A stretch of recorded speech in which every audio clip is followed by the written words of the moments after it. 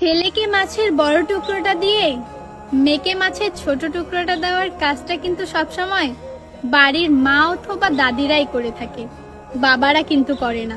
একটা মেয়ে যখন একটা বাড়িতে বউ হয়ে আসে তখন তার গয়না খুলে নেওয়ার কাজটা কিন্তু শাশুড়ির ফুপু অথবা ননদরাই করে থাকে, শ্বশুররা কিন্তু কখনোই করে না।